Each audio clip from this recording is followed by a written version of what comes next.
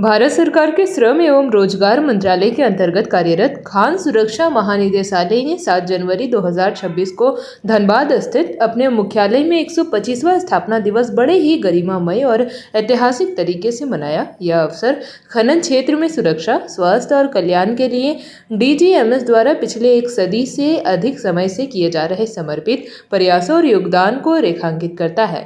इस मौके पर बताया गया कि DGMS ने अपनी स्थापना के बाद से देश के खनन उद्योग को सुरक्षित, टिकाऊ और तकनीकी रूप से सशक्त बनाने में महत्वपूर्ण भूमिका निभाई है। खनिजों की जान की सुरक्षा, उनके स्वास्थ्य और कार्यस्थल पर बेहतर परिस्थितियों को सुनिश्चित करने की दिशा में DGMS लगातार कार्य करता रहा है। खान अधिनियम 1952 ने भारतीय खनन उद्योग को पारंपरिक और मैनुअल तरीकों से निकालकर आधुनिक, तकनीकी संचालित और स्वचालन आधारित सुरक्षित खनन पद्धतियों की ओर ले जाने की अहम भूमिका निभाई। समय समय पर इस अधिनियम में संशोधन किए गए, जिससे कोयला, धात्विक एवं तेल खानों में बढ़ती जटिलताओं के अनुरूप सुरक्षा, स्वास्थ्य और कल्याण मानकों को और अधिक सुदृढ़ किया जा सका।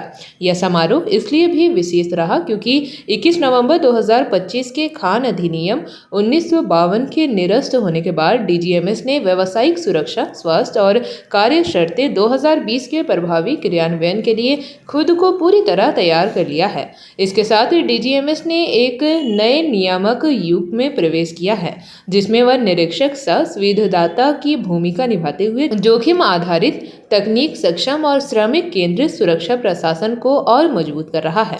कार्यक्रम में मुख्य अतिथि के रूप में माननीय श्रम एवं रोजगार राज्य मंत्री शोभा करंदलाजे उपस्थित रही। उनके साथ विशिष्ट अतिथि में DGMS महानिदेशक उज्ज्वलता, श्रम एवं रोजगार मंत्रालय की संयुक्त सचिव दीपिका कच्छल, धनबाद सांसद डुलू महतो, विधायक राज सिन्हा, विधायक शत्रुघ्न महतो, विधायक रागिनी सिंह समेत कई गणमान्य लोग शामिल हुए।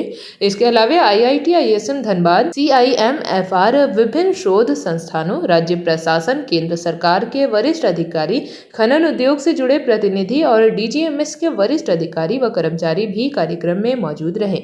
नया लोगो और प्रकाशनों का लोकार्पण, स्थापना दिवस के अवसर पर DGMS ने अपना नया लोगो लॉन्च किया, जो आधुनिक खनन परिदृश्य और भविष्य की चुनौतियों को दर्शाता है। साथ ही DGMS की थीम सॉन्ग एवं यादगार डाक टिकट एवं कंपेडियम और एक कॉफी टेबल बुक का भी विमोचन किया गया। 125वें स्थापना दिवस के अवसर पर यह संदेश स्पष्ट रूप से सामने आया कि DGMS आने वाले समय में भी खनन क्षेत्र में सुरक्षा, स्वास्थ्य और कल्याण को सर्वोच्च प्राथमिकता देते हुए तकनीक और नवाचार के माध्यम से देश के खनन उद्योग को नई दिशा देगा।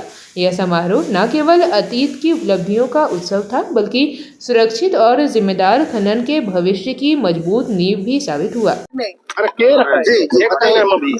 हमारा DGMS का 125 साल मनाने के लिए हम आए हैं। लेबर कोड जारी होने के बाद DGMS का ऊपर बहुत बड़ा दायित्व है। हमारा प्रधानमंत्री जी बार बार बोलते हैं ह्यूमन सेफ्टी, मानव का सुरक्षा पहले है, बाद में माइनिंग है। इसीलिए लेबर कोड में माइनिंग सेफ्टी को भी हम रखे हैं। उसका अस्पताल इलाज का व्यवस्था, सैलरी ठीक से मिले, सही दाम मिले, महिला भी इच्छा किया तो माइनिंग में काम करे, ऐसा अलग अलग व्यवस्था को हम सोच के लेबर कोड बनाया है।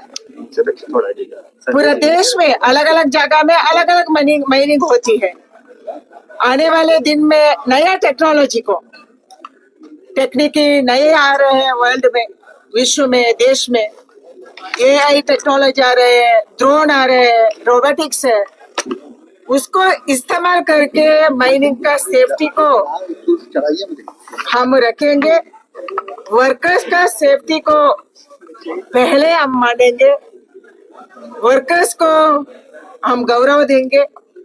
उसका सैलरी का हो, उसका बच्चे का पढ़ाई का हो, उसका हेल्थ का हो, एंड उसका आने वाले दिन का पेंशन का हो। अभी प्रधानमंत्री जी बात कर रहे हैं इवन फॉर अनऑर्गेनाइज्ड वर्कर्स, असंगठित कार्मिकों के लिए भी सामाजिक भद्रता होना चाहिए। इसके लिए भी हम कोड बनाया है, उसको आगे रख के हम काम करेंगे। हमारा डिपार्टमेंट हम काम करेंगे, भारत सरकार और राज्य सरकार मिलके काम करने के लिए आने वाले दिन में हम ये लेबर कोड का नीचे हम जरूर साथ देंगे। भारत सरकार साथ दे रहे हैं, राज्य सरकार को भी हम मना रहे हैं।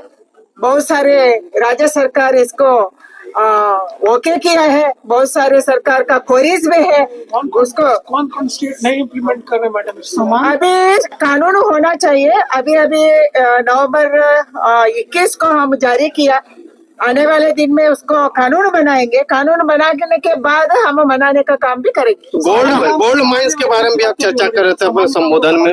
सब जगह में, अभी मैं कर्नाटक से हूँ, पहले KGF कर्नाटक में ही हुआ था, अभी बंद पड़ा है।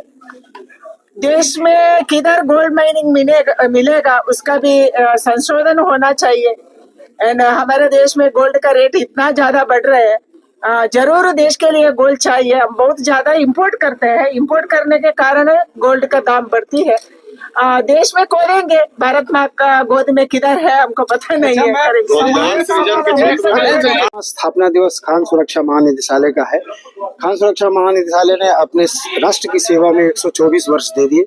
2026 इसका 125वां वर्ष में प्रवेश किया। इस अवसर पर मैं भारत की समस्त जनता को, राष्ट्र के पूरे परिवार को, खनन परिवार को, साथ साथ में समस्त खनन पर जो लोग हैं, जो आश्रित लोग हैं, उनके पूरे परिवार को बधाई देता हूं।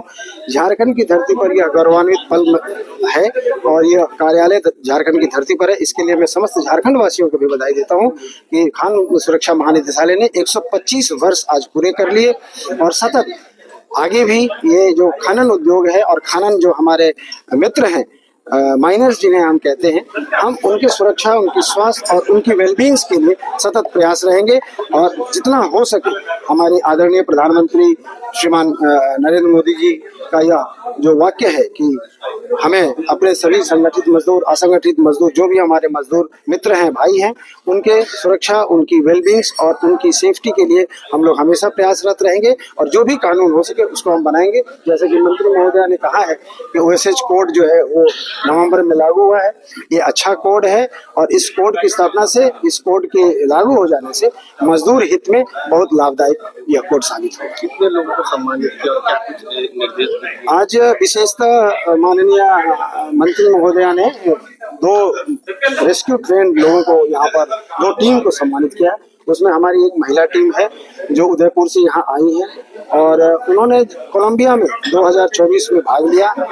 जो माइंस रेस्क्यू होता है, जो बड़ी कठिन परिस्थिति में माइंस के माइनर्स में यदि किसी प्रकार की एक्सीडेंट हो जाए, किसी प्रकार की दुर्घटना हो जाए, उनको अंदर से ये इतने ट्रेंड है, ये फर्स्ट एड में भी ट्रेंड है, उन्हें लेकर के एम्बुलेंस तक पहुंचाने का सर्विस का कार्य करती है।